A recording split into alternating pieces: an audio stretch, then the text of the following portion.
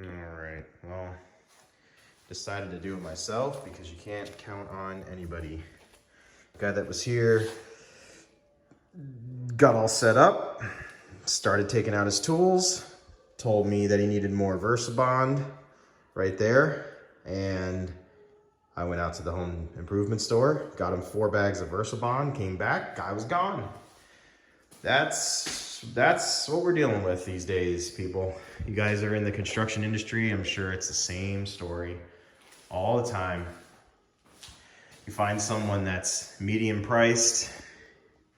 You think they're going to do a good job. They come in. They got a whole truck full of tools. Guy disappears. Don't ask me. No idea. No idea what happened. So, backstory on this video that I'm uploading.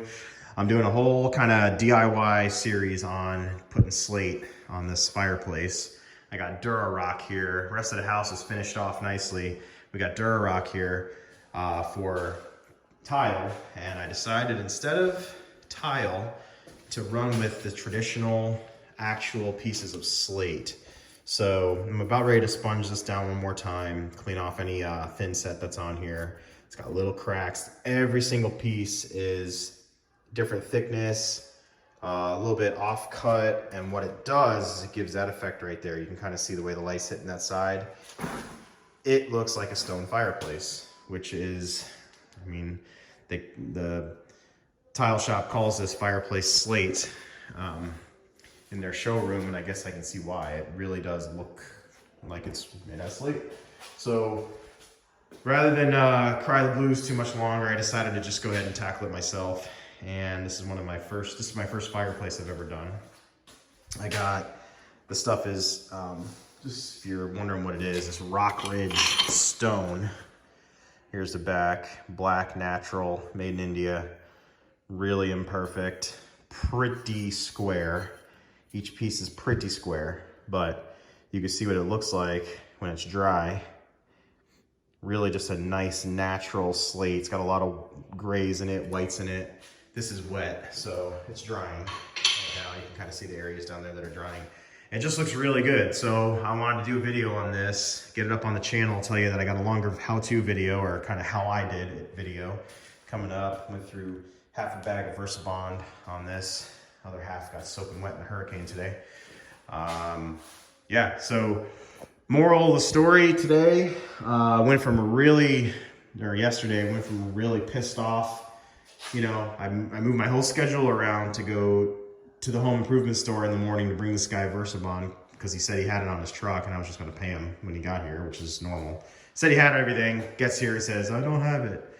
So I go out.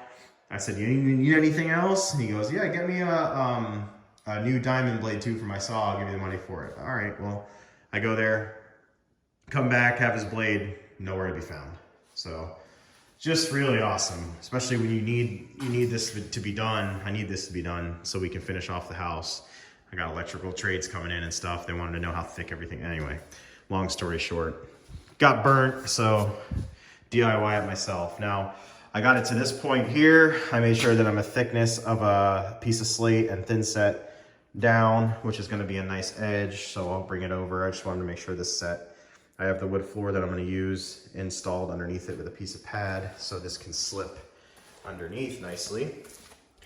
My gaps are all good. I'm dead nuts level across the top, and I'm happy about it. So I just wanna put this video up, DIY slate fireplace.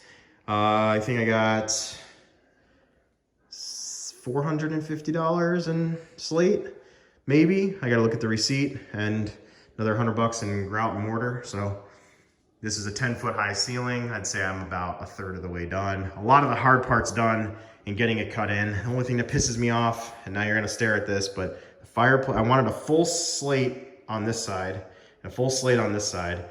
And the damn fireplace is about 3/4 of an inch too far this way than here. You can't really notice it because your approach angle in this room is usually coming in from these French doors this way.